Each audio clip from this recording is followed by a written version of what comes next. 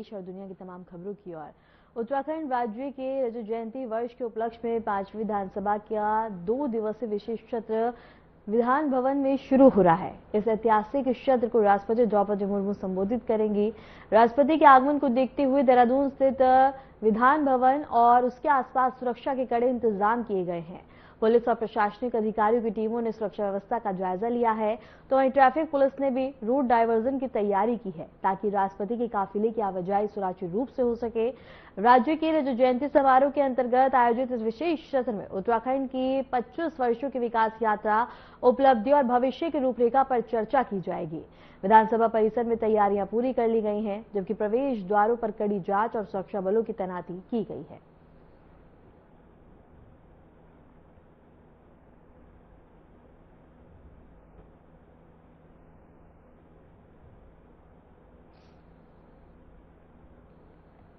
प्रधानमंत्री नरेंद्र मोदी ने भारत मंडपम में आयोजित उभरते विज्ञान, प्रौद्योगिकी और नवाचार सम्मेलन 2025 के उद्घाटन सत्र में हिस्सा लिया। यह 3 दिवसीय सम्मेलन 3 से 5 नवंबर 2025 तक आयोजित किया जा रहा है। इस वैश्विक आयोजन में शिक्षा जगत और अनुसंधान संस्थानों, उद्योग और सरकार से जुड़े 3000 से अधिक प्रतिभागी शामिल हो रहे हैं। सम्मेलन में नोबेल पुरस्कार विजेताओं, विश्व प्रसिद्ध वैज्ञानिकों और नवप्रवर्तकों और नीति निर्माताओं ने भाग लिया, जो विज्ञान और प्रौद्योगिकी के क्षेत्र में भारत की भूमिका और नवाचार की दिशा पर विचार विमर्श करेंगे।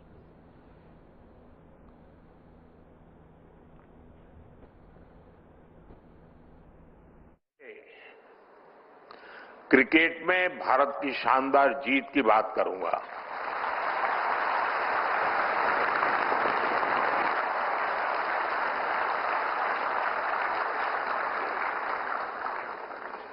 पूरा भारत अपनी क्रिकेट टीम की सफलता से बहुत खुश है। ये भारत का पहला विमेन्स वर्ल्ड कप है।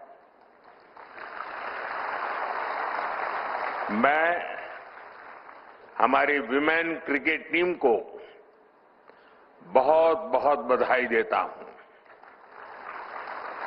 हमें आप पर गर्व है। आपकी ये सफलता देश के करोड़ों नौजवानों को प्रेरित करेगी। साथियों, कल भारत ने साइंस और टेक्नोलॉजी की दुनिया में भी अपना परचम लहराया है। कल भारत के वैज्ञानिकों ने भारत की सबसे हैवी कम्युनिकेशन सैटेलाइट को सफलतापूर्वक लॉन्च किया है। मैं इस मिशन से जुड़े सभी वैज्ञानिकों को, इसरो की भी बहुत बहुत बधाई देता हूं। साथियों, आज भी साइंस और टेक्नोलॉजी की दुनिया में बहुत बड़ा दिन है। 21वीं सदी के इस समय में बहुत आवश्यकता थी कि इमर्जिंग साइंस, टेक्नोलॉजी और इनोवेशन पर मंथन के लिए दुनिया भर के एक्सपर्ट एक साथ जुटे और वो मिलकर के दिशा दिखाएं। इसी आवश्यकता ने एक विचार को जन्म दिया और इसी विचार से इस कॉन्क्लेव का विजन बना। मुझे खुशी है कि आज वो विजन इस कॉन्क्लेव के रूप में शेप ले रहा है।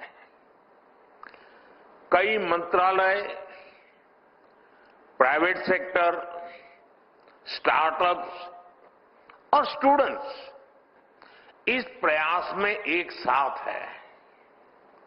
ये हमारे लिए सम्मान की बात है कि आज हमारे बीच एक नोबेल लॉरिएट भी मौजूद है।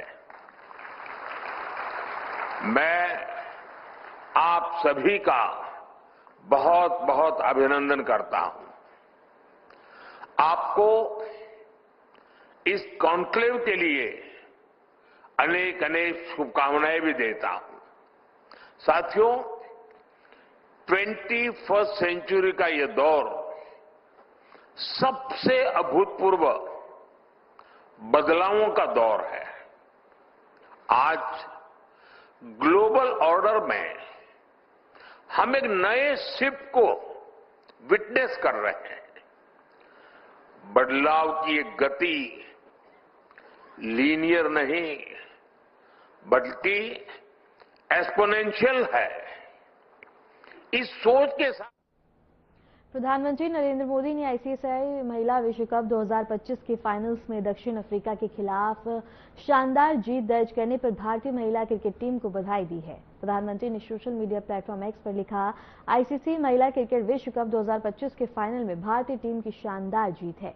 फाइनल में उनका प्रदर्शन अद्भुत कौशल और आत्मविश्वास से भरा था।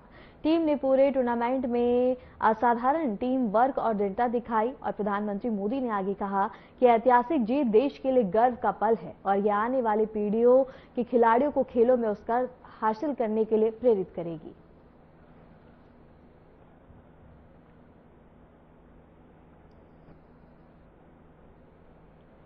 और इसके साथ ही बता दें कि प्रधानमंत्री नरेंद्र मोदी ने सोशल मीडिया प्लेटफॉर्म एक्स पर बता दें कि महिला क्रिकेट टीम को बधाई दी है। और इसके साथ ही उन्होंने कहा कि ये सभी के लिए गौरव का पल है। और इस दौरान बता दें कि चारों ओर धूम देखने को मिली, जहां सभी में जश्न। और इसके साथ ही बता दें कि टीम वर्क और जज्बे की उन्होंने सराहना की अपने पोस्ट के जरिए से, जहां बता दें कि उन्होंने सभी को बधाई और इसके साथ ही भविष्य की पीढ़ी को प्रेरणा देने का उन्होंने संदेश दिया है।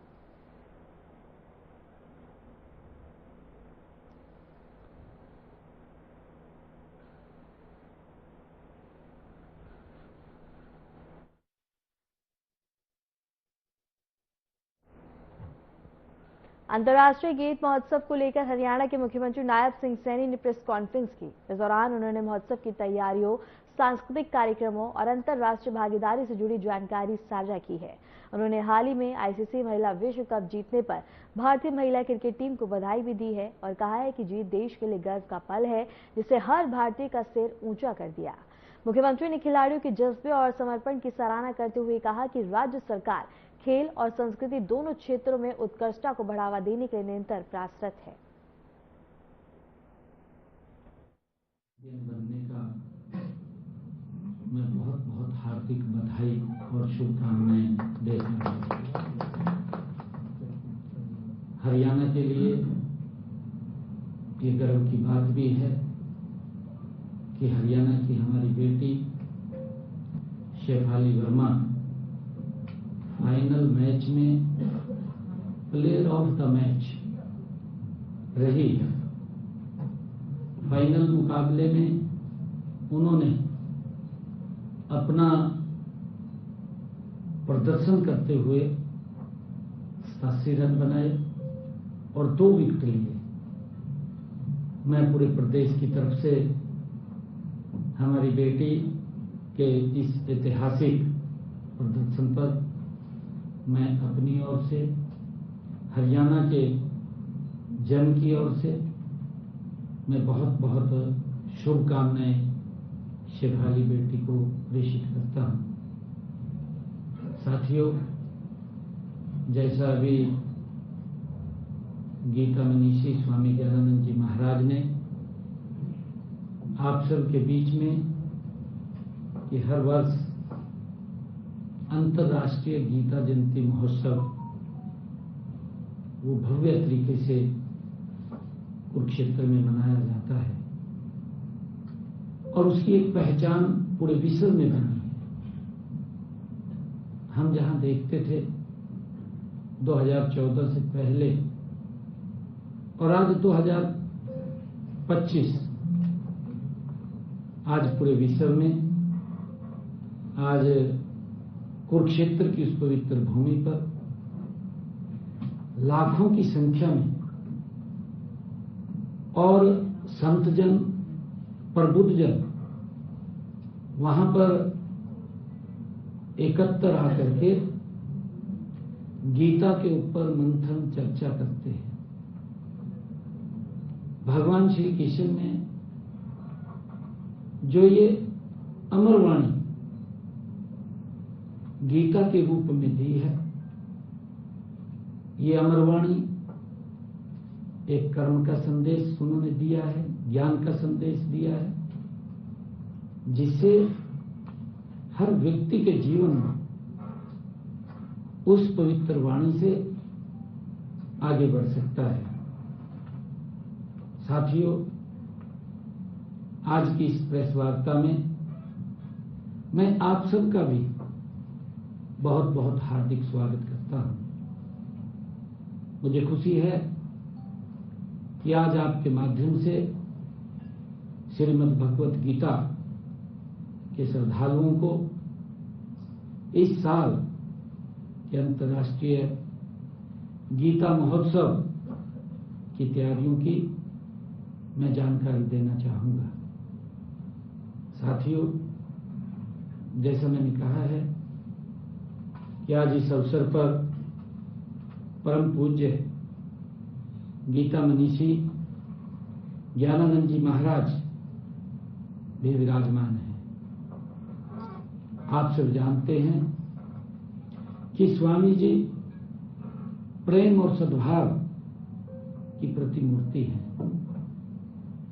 तथा अपनी सहज, सरल और मधुर वाणी से देश विदेश में गीता और भागवत गीता की कथा के माध्यम से मानव को आचार, विचार एवं व्यवहार के बारे में लगातार सीख दे रहे हैं। साथियों, इनकी प्रेरणा और प्रयासों से ही मॉरिशस, ब्रिटेन, कनाडा और ऑस्ट्रेलिया समेत अन्य देशों में अंतर्राष्ट्रीय गीता महोत्सव के भव्य आयोजन हुए। चाहे इंडोनेशिया अभी बाली में एक भव्य कार्यक्रम हुआ। मैं अभी जापान में गया, टोक्यो के अंदर गीता जयंती का वहां कार्यक्रम हुआ।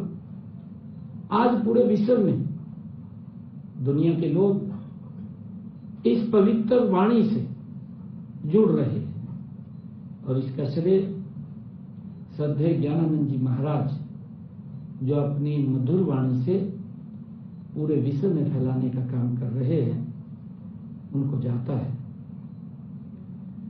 साथियों, कुरुक्षेत्र में हर साल आयोजित होने वाले अंतर्राष्ट्रीय गीता महोत्सव के सफल आयोजन में स्वामी जी की सक्रिय भागीदारी और मार्गदर्शन रहता है। हमें खुशी है कि इस बार 10वां अंतर्राष्ट्रीय गीता जयंती महोत्सव धर्म क्षेत्र कुरुक्षेत्र में 15 नवंबर से शुरू हो रहा है और 5 दिसंबर तक चलेगा। ये पहली बार यह महोत्सव 21 दिन चलेगा। इस महोत्सव में संस्कृति, ज्ञान और आध्यात्मिकता का अलग ही संगम देखने को वो मिलेगा। आप सब जान। उत्तर प्रदेश के मुख्यमंत्री योगी आदित्यनाथ ने लखनऊ में जनता दर्शन कार्यक्रम के दौरान आम लोगों से मुलाकात की और उनकी समस्याएं सुनी। मुख्यमंत्री ने अधिकारियों को प्रत्येक शिकायत का निवारण और संतोषजनक निस्तारण करने के निर्देश दिए। उन्होंने कहा कि शासन की प्राथमिकता जनता की समस्याओं का समयबद्ध समाधान है। जनता दर्शन में बड़ी संख्या में लोग पहुंचे और अपनी समस्याएं और शिकायतें मुख्यमंत्री के समक्ष रखी। मुख्यमंत्री ने हर व्यक्ति से धैर्यपूर्वक बात की और संबंधित विभागों के अधिकारियों को आवश्यक कार्रवाई के निर्देश भी दिए।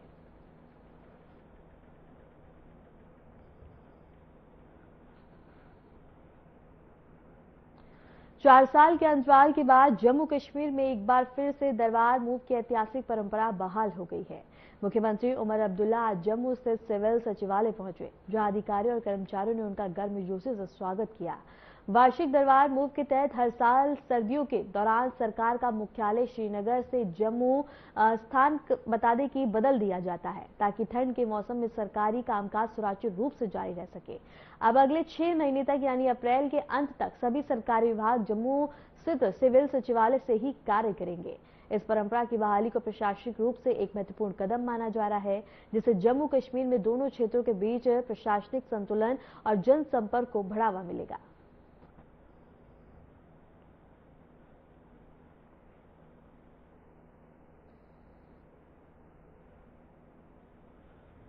बिहार चुनाव के बीच कांग्रेस नेता राहुल गांधी का एक अलग ही रूप सामने आया। बेगूसराय में राहुल गांधी तालाब में उतरे, मछुआरों के साथ मछलियां पकड़ी और ग्रामीणों से सीधा जुड़ने का प्रयास किया।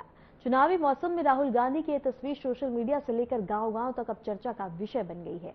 इसी को लेकर देखिए ये खास रिपोर्ट।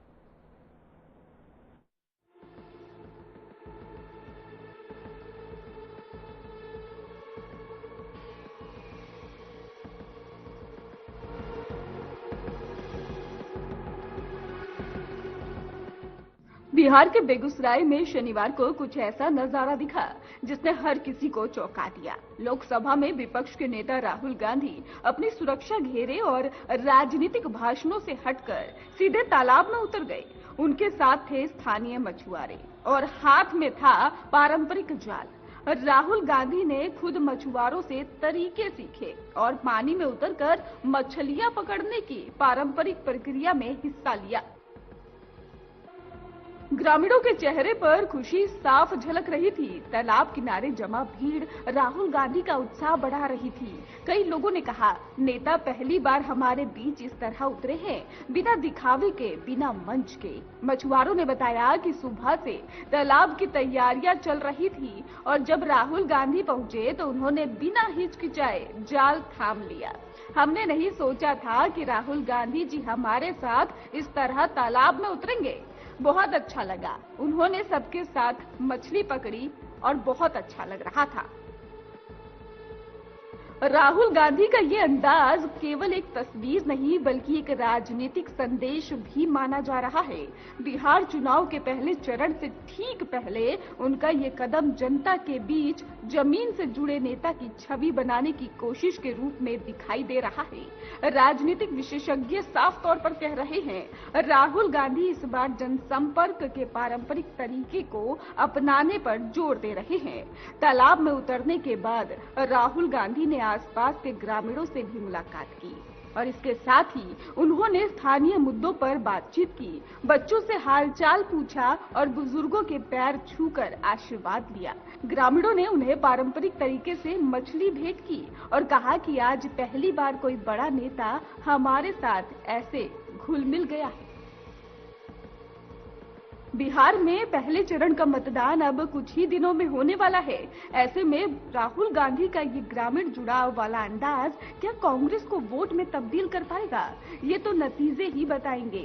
लेकिन फिलहाल बेगूसराय का ये तालाब राहुल गांधी की राजनीतिक तस्वीर में गहराई जरूर जोड़ गया है।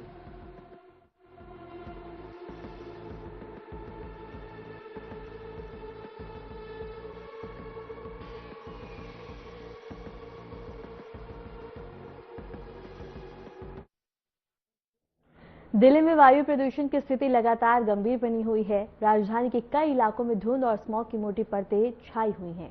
कर्तव्य पथ के आसपास प्रदूषण कम करने के लिए नगर निगम द्वारा पानी का छिड़काव किया जा रहा है। सीपीसीबी के अनुसार कर्तव्य पथ क्षेत्र में EQI 307, अक्षरधाम में EQI 347, एम्स क्षेत्र में EQI 342 और आनंद विहार में EQI 371 दर्ज किया गया है, जो सभी बहुत खराब श्रेणी में आते हैं।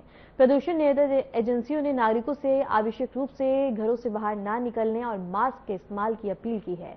लोधी रोड और अक्षरधाम इलाके में दृश्यता बेहद ही कम हो गई है।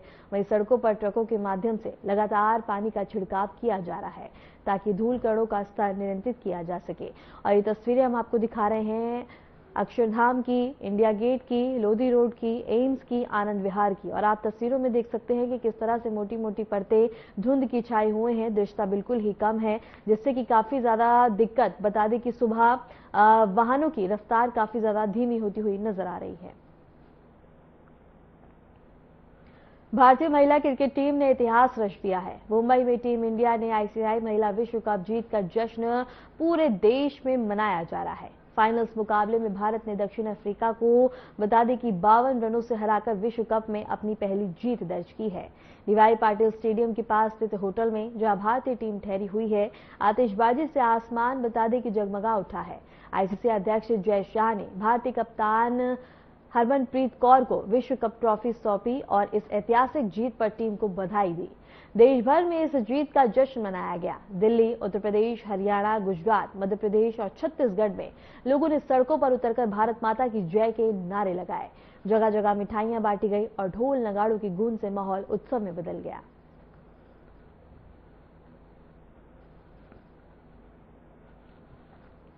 और इसके साथ ही तस्वीरें हम आपको दिखा रहे हैं, पहली उत्तर प्रदेश की, दूसरी गुजरात की, तीसरी छत्तीसगढ़ की, चौथी जम्मू की, उसके बाद दिल्ली की भी है, मध्य प्रदेश, मुंबई, हरियाणा। और आप इन सभी तस्वीरों में देख सकते हैं कि किस तरह से हर्षोल्लास, जोश देखने को मिल रहा है मुंबई में टीम इंडिया का जश्न। और इसके साथ ही इन सभी जगहों पर बता दें कि ढोल नगाड़ों की थाप पे लोग सड़कों पर उतरते आते हुए जश्न मनाते हुए नजर आए हैं। जहां बता दें कि सभी ने जश्न मनाया है, एक दूसरे को मिठाइयां खिलाकर खुशियां साझा की हैं।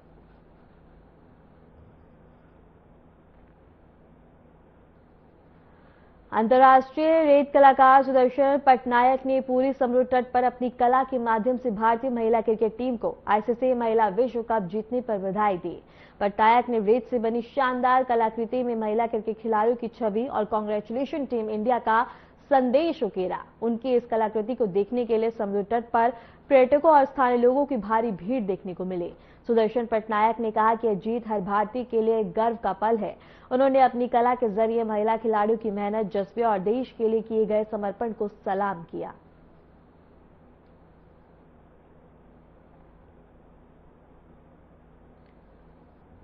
और इसके साथ ही बता दें कि अपनी कला के जरिए से टीम इंडिया को बधाई दी गई है। रेत कला में बता दें कि क्रिकेट का गर्व देखने को मिला है। सुदर्शन पटनायक ने शुभकामनाएं दी, जहां उन्होंने कांग्रेचुलेशन भारत की नारी का संदेश और इसके साथ ही उन्होंने अपनी कला के जरिए से सभी को शुभकामनाएं दी, बधाइयां दी। जहां बता दें कि लोगों का हुजूम और इसके साथ ही पर्यटकों की भारी भीड़ यहां देखने को मिली।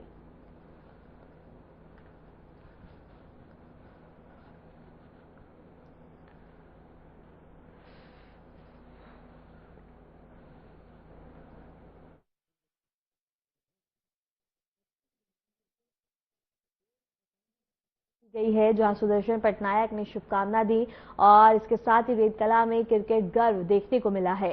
तस्वीरों में भी आप देख सकते हैं कि किस तरह से कला के जरिए से लोगों को बधाइयां और शुभकामनाएं दी गई हैं, जहां भारत की नारी की शक्ति का संदेश और इसके साथ ही बता दें कि इसके जरिए से सभी को शुभकामनाएं दी गई हैं। फिलहाल के लिए खबरों में इतना ही और ऐसे देश और दुनिया की तमाम खबरों को जानने के लिए बने रहें हमारे साथ।